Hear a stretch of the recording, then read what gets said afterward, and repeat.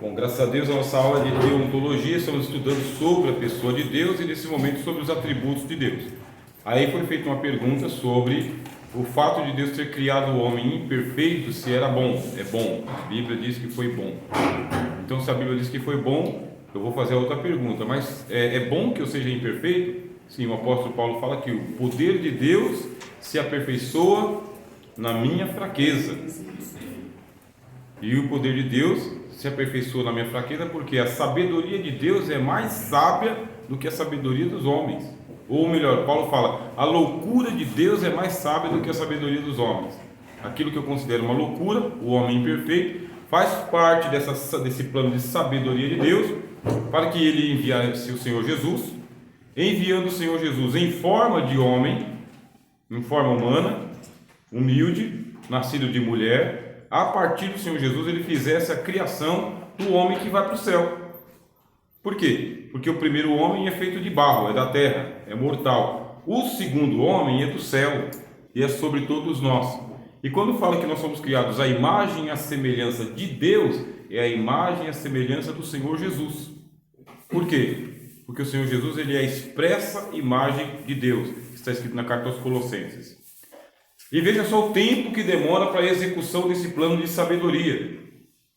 Demora um tempo, porque o apóstolo Paulo fala que a sabedoria de Deus estava oculta em Cristo. Deus pegou a sabedoria dele, escondeu no Filho e escondeu o Filho. Assim que ele escondeu o Filho, deixou passar os tempos da ignorância, que é de Adão até Jesus, tempos da ignorância, chegou à plenitude dos tempos, enviou o Senhor Jesus. Jesus executou a sua obra secreta de salvação do homem, salvando a que se havia perdido. Essa salvação não se estende aos anjos. Se nós tivéssemos sido criados igual aos anjos, nós não poderíamos pecar, porque os anjos que pecaram não têm salvação. Aí Jesus não teria como nos salvar. Como ele nos criou com uma folga, chamada liberdade, o livre-arbítrio, essa folga do livre-arbítrio foi contabilizada por Deus no plano de salvação. Então Jesus deu para a gente uma folguinha. Sim, senhor? Sobre aquele assunto que nós estávamos comentando aqui fora, os alunos, a Pai do Senhor dos irmãos, duas coisas que eu gostaria de passar para os irmãos. Referente ao curso, eu gostaria que os irmãos, para a orientação e a aprovação do nosso professor aqui, que os irmãos nos ajudem a divulgar o curso aqui. Quanto mais pessoas, tá? Não necessariamente precisa ser do nosso próprio ministério, não é isso? É aberto, o curso é aberto. O curso é aberto, tá? Então eu gostaria, possível fosse, os irmãos fossem um porta-voz e eu divulgasse esse curso aos familiares, aos amigos, na empresa, e outros sim. Ficou de trazer o RG, quem trouxe, por favor, a Xerox, tá bom? Era só isso, tá bom? Até mais. Desculpa, professor. Sem problema, pode desculpar. Então o que acontece? Nós fomos criados com essa folguinha igual o parafuso e porca, certo? Tem que ter uma folguinha, senão não atarracha. Então Deus deu uma folguinha para a gente, chamado livre-arbítrio. Nesse livre-arbítrio colocou a árvore do conhecimento e a árvore da vida e mandou a gente escolher o certo. Escolhemos o errado. E agora? Jogar fora igual os anjos? Não. Nessa oportunidade é por onde veio o Senhor Jesus para salvar o que se havia perdido. Porque além de ele ser criador, ele também é redentor. Faz parte da natureza dele. Ele vai ser redentor de quem? Se não tem quem redimir. Ele é redentor dos filhos de Abraão, aqueles que têm a fé de Abraão. E esse aí é o plano de sabedoria de Deus, oculto em Cristo, revelado com a vinda do Filho de Deus ao mundo. E agora o que faz Deus? Ao invés de manter Jesus na terra, leva para o céu. Levou o Senhor Jesus para o céu, mas não deixou a gente só. Na sabedoria de Deus, ele enviou o Espírito Santo. Agora, na sabedoria de Deus, você tem o Pai, o Filho e o Espírito Santo, as Escrituras, Antigo e Novo Testamento, a Igreja, o ministério, os anjos trabalhando e as trombetas esperando para tocar. Quando as trombetas passarem a tocar, uma por uma, chegará a última. Quando chegar a última trombeta, os mistérios de Deus são todos revelados. Satanás, que atrapalhou o caminho, é jogado no lago de fogo. Os ímpios são julgados e jogados no inferno. E aqueles que foram alcançados pela redenção de Jesus vão para o terceiro andar, chamado paraíso. E lá continua. A coisa que o olho não viu, o ouvido não ouviu, não subiram ao coração do homem, são as coisas que ele reservou para aqueles que o amam. Então tem que chegar lá em casa. Tem que chegar em casa e ser guiado aos mananciais da água da vida, conduzido pelo Cordeiro. Isso é sabedoria. E por ser sabedoria, não está tudo, como que eu vou dizer? Não está tudo esclarecido. Você também precisa de sabedoria. Se você não receber esta sabedoria que o apóstolo Paulo falou, qual que é a sabedoria que Deus nos dá? Não a sabedoria deste mundo, dos príncipes deste mundo que se aniquila. Não é a sabedoria dos filósofos, dos políticos, dos cientistas, dos matemáticos. É a sabedoria de Deus que Ele pré-ordenou antes dos tempos eternos para nós. Aí o apóstolo Paulo explica para a gente a sabedoria que é Cristo. Cristo é a sabedoria de Deus. Ele foi feito sabedoria de Deus. Pronto. Você que aceitou a Jesus se tornou mais sábio do que todos os cientistas do mundo que nunca aceitaram a Jesus. Você é feito sabedoria de Deus. E aí Jesus, para poder fechar esse assunto, ele falou que a sabedoria ela é justificada pelos seus filhos. Ó. A sabedoria é justificada pelos filhos da sabedoria. Os irmãos e as irmãs são filhos da sabedoria. Não é daquela inteligência matemática, é algo espiritual, tá bem? Esse é o atributo de Deus. Deus é sábio e fez a gente sábio para a salvação. Amém? Amém. Agora vamos para os atributos morais. Página 48. A bondade de Deus. Deus é bom, meus irmãos. E Deus é bom naturalmente. Por Deus ser bom, Ele só pode fazer o bem. Ele só pode fazer o bem. Deus não pode fazer o mal. Não pode. O apóstolo Tiago falou que Deus não é nem tentado pelo mal. Deus não pode ser tentado pelo mal e não pode também fazer você mal para que você pratique o mal. Ou seja, o mal não faz parte da natureza de Deus. Deus não é mal. Aí a gente vai perguntar, Deus não é mal, Ele é o quê? Ele é bom. Deus é bom. E o mal? Da onde que veio? Pergunta, minha irmã.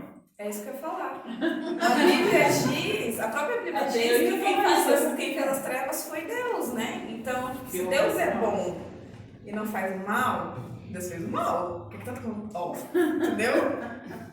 E aí, como resolve? E aí, como é que resolve? Como resolve? Se a Bíblia fala uma coisa e a gente pensa outra. Ou o mal é eterno, é autoexistente. O mal não é autoexistente, o mal não criou a si mesmo. O mal é derivado de alguma coisa. O mal é derivado do quê? Vazio. É a ausência de Deus. A ausência de Deus. O que mais? Quem criou a árvore? Do quê? Do bem e do mal. Do bem e do mal. Então a mesma árvore ela é boa e a mesma árvore ela é má. Então da onde que vem o mal? Deus que fez. Aí o apóstolo Tiago ele diz assim, cada um é tentado, tá? Deus não pode ser tentado pelo mal e a ninguém tenta. Não pode e a ninguém tenta. Mas cada um é tentado quando atraído e seduzido pelo diabo. É isso? Pela sua própria concupiscência. Pela própria concupiscência. Aonde que está o mal? Na mesma pessoa que abençoa a Deus com a palavra e amaldiçoa o homem que foi feito à imagem e à semelhança de Deus. Apóstolo Tiago escreveu. Irmãos, da mesma fonte pode brotar dois tipos de água, uma doce e outra amargosa? Mas vocês glorificam a Deus e amaldiçoam os homens que foram feitos à sua imagem e semelhança. Não é bom que seja assim. Da onde que surge o mal? Da mesma árvore, irmãos. Da mesma árvore. Como que Deus cria o mal?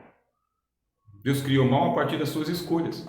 Deus diz assim, ó, eis que coloco diante de ti a bênção e a maldição, a vida e a morte. Escolhe a vida. Ó, Deus fala, isso aqui é a vida, isso aqui é o bem, isso aqui é o certo. Escolhe. Deus ainda manda escolher. Escolhe a vida para que te vá bem. E o que fazem os homens? A árvore da vida está aqui e a árvore da ciência do bem e do mal está aqui. O que os homens fazem? Escolhe a árvore do conhecimento do bem e do mal. Escolhe. É Deus que escolhe a árvore para o Adão e Eva? É Deus que escolhe a concupiscência para o Adão e Eva? Acho que foi Deus que fez o diabo. Fez quem? O diabo. Não Fez foi? o diabo ou fez o anjo de luz? O anjo de luz. E o que aconteceu com o anjo de luz? Virou treva. Virou trevas. Então. Então Deus não criou ele o diabo, Deus criou ele Anjo. Mas Deus sabia que ele ia pra treva. E agora? Então ele criou ele pra ser treva, ok? É, ok? Ok? Não, eu inventei o carro para conduzir a minha família. Ele pode chegar até 120 por hora. Mas aí eu extrapolo com as leis da natureza, com as leis do trânsito, acelero, desrespeito todo mundo, bato e mato todo mundo. Mas eu sabia. O carro não é uma arma de guerra, mas vira uma arma de guerra. Quer dizer, o livre-arbítrio é para o bem, é para escolher Deus. O que a gente faz? O que a gente faz? Vou exemplificar bem fácil para os irmãos aqui, bem desenhado para os irmãos. Não podeis servir a dois senhores.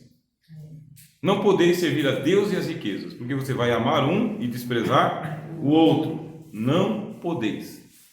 Jesus falou que não podeis. E o que fazem os homens?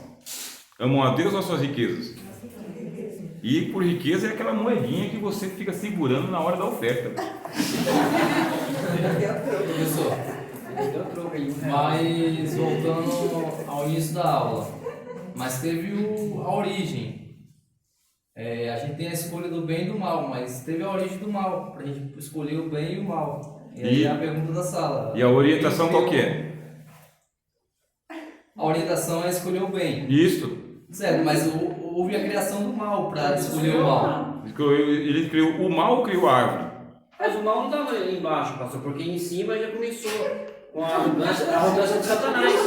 Ó, antes da criação do homem de ter a árvore, já houve lá no céu aquela confusão, e ali na arrogância do coração de Lúcifer ali, ele já tinha o mal com ele ali. Não tinha nem árvore, né? Não tinha nem árvore. E aí onde está o mal? A questão que, tipo assim, que me deixa doida é que ele calma, que doido. Deus é bom, ok? Ninguém duvida disso. Deus é 100% bom. Mas como alguém bom consegue criar algo que é mal? Dá pra entender? Dá para entender. Por que alguém bom criaria o mal? Deus não é ético? Sim. A ética pressupõe o quê? Escolha. A partir da escolha que você sabe se você é bom ou se você é mal. Enquanto você não escolheu, não dá para saber se você é bom ou mal. Se você vai imitar a Deus ou se você não vai imitar a Deus. Para Deus está claro, você não vai imitar. Ele é onisciente, onipotente, onipresente. Mas para você está claro? Para a história está claro? Para os anjos está claro? Não está claro. Como fica claro? Eles se colocam diante de ti o bem e o mal. Escolhe, pois, o bem para que viva. O que o cara faz? Escolhe o mal. Isso aqui é a imagem e semelhança de Deus? Não é. Ficou claro, então, que só Deus é bom. E é o que o apóstolo Paulo argumenta também na carta aos Romanos. Diz que Deus criou os vasos da ira para usar de misericórdia para conosco. É isso que ele diz na carta aos Romanos. Para mostrar toda a sua glória nos vasos de misericórdia e toda a sua ira nos vasos da ira. É o que o apóstolo Paulo argumenta. Deus criou, aí o livro de Provérbios argumenta que Deus criou o homem para o dia mau. Deus criou o homem para o dia mau. Então é o livro que está dizendo, Deus criou todas as coisas e colocou o limite do certo e do errado, do bem e do mal. E quando você escolhe o bem, você está imitando a Deus. Quando você escolhe o mal, você está imitando o Satanás.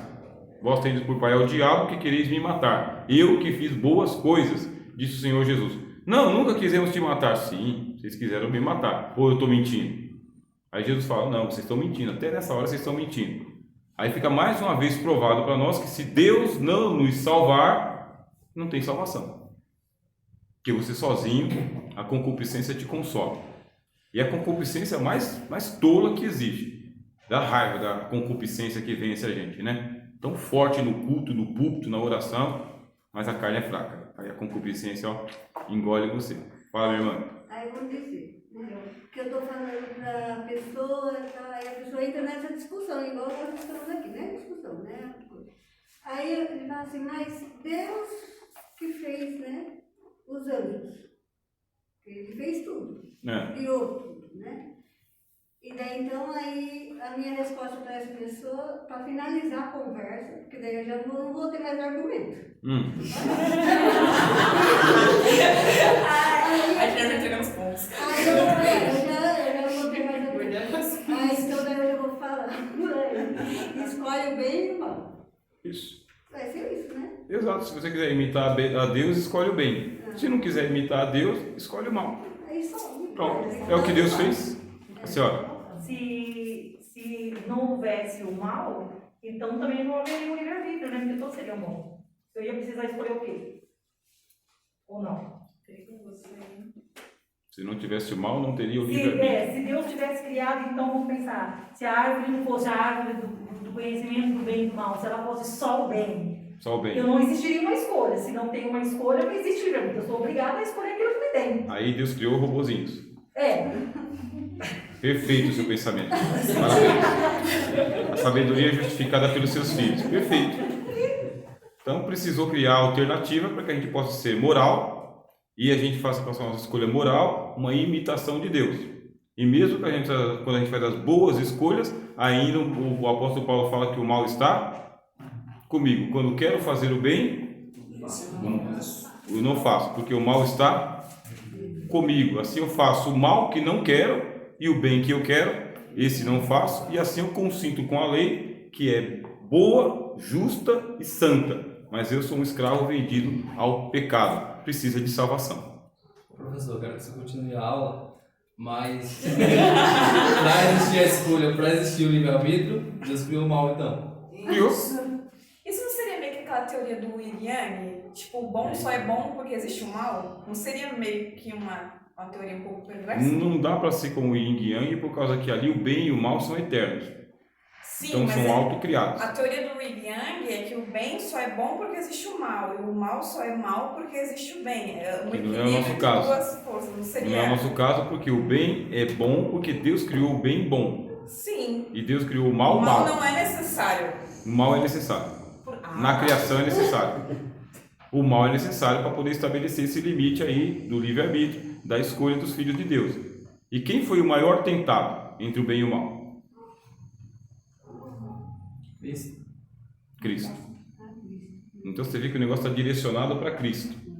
Cristo tem que ser aperfeiçoado pelas suas escolhas. Aí você vai ler a carta do autor aos Hebreus, fala que ele não poupou o Senhor Jesus para que o Senhor Jesus fosse perfeito nas escolhas. Aperfeiçoasse o Filho por meio daquilo que sofreu. Então a maior tentação é para o Senhor Jesus. Ele tinha a tentação de fazer uma oração a Deus e na oração escapar da cruz. Mete a tua espada na bainha, não sabe que se eu orar ao Pai e pedir aqui 12 legiões de anjos, eles vêm e acaba com a história agora? Então a maior tentação é para Jesus. Quando a gente falar do bem, do mal, das escolhas, do Velho Testamento, do Novo Testamento, nunca perca Cristo da mira. Ele foi tentado, e ele não foi tentado só pelo Satanás no deserto. Ele foi tentado pelos filhos de Israel no deserto. Quando os filhos de Israel falou, Moisés deu pão, cadê o pão que o Senhor vai dar para a gente aqui? Foi tentado. Jesus foi tentado pelos apóstolos, os apóstolos que estavam ali. Dá para a gente sentar um na direita e o outro na esquerda, Senhor? Foi tentado. Foi tentado por Pedro. O Senhor não vai morrer de jeito nenhum. Foi tentado por Pedro. E foi tentado na oração, na hora que o Pedro arrancou a espada lá e os soldados chegaram, naquela hora foi uma tentação. Depois ele foi tentado na cruz também, desce da cruz. Então o mal estava achacando Cristo na carne, tá bem? Na carne, para que ele pecasse. Caso Cristo houvesse caído ali na tentação e pecado, aí acabou a redenção, não tem. Quer dizer, o pecado de Adão abriu oportunidade para a chegada de Jesus, que é a expressão máxima do bem de Deus e da moral de Deus, da retidão de Deus, da justiça de Deus. Como ele suportou todas as tentações, agora ele pode salvar todos aqueles que são tentados também. Todos. Se não houvesse essa prova entre o bem e o mal, Jesus não poderia ser aperfeiçoado na carne, tá? Porque foi aperfeiçoado foi a sua natureza humana. Foi aperfeiçoado. É o que diz a Bíblia na carta aos Hebreus. A gente vai estudar Cristologia, vai ficar mais apaixonante ainda. Mais apaixonante. Outro atributo de Deus é o amor, tá bem? Atributo moral. Deus ama. E Deus ama com facilidade, tá, meus irmãos? Deus não tem dificuldade em amar ninguém. E Ele ama amando. Ele ama amando. Não é algo que Ele ama, as provas que você oferece. Ele ama você por você mesmo. Mesmo você não ter feito nada, para ser amado, Ele te ama incondicionalmente. Isso aqui é outra coisa inexplicável também. É outra coisa inexplicável. Amar incondicionalmente significa que Ele não coloca nada antes do amor dele. A base de toda a operação dele, de todo o trabalho dele, de todas as palavras dele, sempre é o amor. E não é um amor que pode aumentar, porque já é absoluto, portanto não pode diminuir também. E depois ele pega e fala: bom, agora que eu amo, vocês vão me amar também. Ficou difícil. Ficou difícil amar Deus por causa que Ele é muita coisa para nós. Bem, Deus é muita coisa. Para o nosso coraçãozinho egoísta, é difícil. Difícil. Ele ama muito. E aí você sabe, né? Aquela relação de quem ama muito e quem ama pouco. Que isso não tem acontecido com nenhum de vocês aqui, mas se aconteceu, vocês já sabem. Tem aquele que ama muito e sofre muito. E aquele que ama pouco e de vez em quando lembra de mandar um recado pelo celular. Né? Ama menos. É verdade, ama menos. E aquele que ama muito, liga toda hora, manda recado, fica preocupado, paga todas as contas, vai buscar, vai levar, ama demais. E esse amor demais pode se transformar, inclusive, numa espécie de obsessão. Aí já é a doença. Deus não é obcecado por nenhum de nós. Não é obcecado, mas Ele enviou quem? O arcanjo Miguel? Enviou quem? O anjo Gabriel? Enviou quem? O filho que estava no seio. Aqui é bem materno mesmo, hein? Bem materno. O filho que estava no seio do pai. Não largo você, hein? Não largo, porque o pai e o filho são um só Deus. Aí diz: Deus amou o mundo. Deus amou quem? Isso não presta. Isso não presta, esse mundo não presta. O mundo jaz no maligno. Se extraviaram todos, se perderam todos, se fizeram conjuntamente inúteis. A sua garganta é um sepulcro aberto e a sua língua é língua de víbora. As suas obras são trapos de imundície, quer dizer, absorvente íntimo de mulher no dia da menstruação. Isso são as obras de justiça. Senhor, está aqui minha obra de justiça, o senhor quer?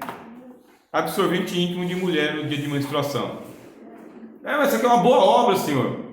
É isso que é o ser humano. Vai amar uma pessoa assim? Asqueroso desse jeito? Fomos nós que criamos os pecados humanos: assassinato, homicídio, roubo, latrocínio, sequestro, morte, estupro, pedofilia, aborto. Somos nós que criamos todos esses pecados aqui humanamente, hein? Aí diz assim: Deus amou o mundo. Amou os inimigos, hein? Amou os inimigos. Pela sua onisciência e pela sua sabedoria, Ele dizia o seguinte: se eu enviar o meu filho ao mundo, o que vai acontecer com o meu filho no mundo? O que vai acontecer? O filho do meu amor, hein? Ao mundo, o que vai acontecer? O que aconteceu? Mataram Ele. Todos nós matamos o Senhor Jesus e Ele carregou sobre si os pecados de todos nós. Todos nós. Nós o colocamos na cruz, nós compartilhamos da sua crucificação e até hoje há uma negação de Jesus. Até hoje há uma exposição de Jesus ao vitupério, à negação, à falta de fé, à descrença. Até hoje não presta, essa raça humana não presta. O pecado é excessivamente pecado. Nada salvou o homem, os anjos não salvaram, a lei não salvou, nada salvou o homem. Veio o Filho do amor e agora ele tem que amar com o mesmo amor que o Pai. É muita coisa, meu. Eu acho que é amor demais para quem presta pouco. É amor demais. Você não presta. Você tem 12 apóstolos. Dos 12, um é um diabo. O outro te nega. E os outros 10, pé do mundo. Sobe todo mundo. Está ninguém ali no dia da crucificação. Está ninguém. O Anás e o Caifás manda esbofetear. O Herodes manda humilhar. O Pilatos manda flagelar. A turba grita crucifica. Os dois ladrões do lado fica chamando ele de falso profeta. Os touros de Bazã, os demônios estão todos ali em volta dele. Aí diz: Deus amou e o Cristo amou com o amor que Deus tem, com o mesmo amor, assim como o Pai ama, o Filho ama também. Será que cabe no mundo? Será que cabe no mundo todo esse amor? Não cabe no mundo. O mundo é pequeno para tanto amor assim. E tudo para quê? Tudo para poder ter o direito de salvar você dos seus próprios pecados, para que você não vá para o inferno. Para que você não vá para o inferno com Satanás e os demônios. Para que você tenha direito de entrar na cidade pelas portas, não é pulando o muro, não. Para que o teu nome seja escrito no livro da vida e confessado diante dos anjos de Deus. Para isso. Porque se isso não acontecer, você desce para o inferno e fica lá com Satanás e todos os demônios do mundo. Agora fica esse amor expresso para todo mundo, com o Cordeiro de Deus crucificado entre os céus e a terra, intercedendo pelos pecadores, dizendo: Pai, perdoa-os. E Jesus não pode não ser ouvido por Deus. Deus não pode rejeitar uma oração de Jesus, porque Deus não consegue rejeitar uma oração de Jesus, porque não é a oração do egoísta, do interesseiro, de um falso profeta, é a oração do Cordeiro: Pai, perdoa-os porque não sabem o que fazem. Os loucos diziam: que o seu sangue caia sobre nós e os nossos filhos. E Jesus dizia: Pai, perdoa porque não sabe o que fazem. Não sabe. E Deus não pode deixar de ouvir Jesus, e ouviu Jesus e perdoou os pecados de todos os homens que crucificaram seu filho. Perdoou. E perdoou como? Amando. Não diminuiu nada o amor de Deus. Diminuiu nada. E agora, além do amor de Deus, o amor do Pai e do Espírito Santo, hein, irmãos? E do Espírito Santo, porque diz que o amor de Deus está derramado em nossos corações pelo Espírito Santo que nos foi dado. Pegou tudo que era amor e trouxe para nós. Não está nas paredes, não está no teto, não está na luz, não está no microfone, não está no banco central, está no Espírito Santo derramado no seu coração, latejando.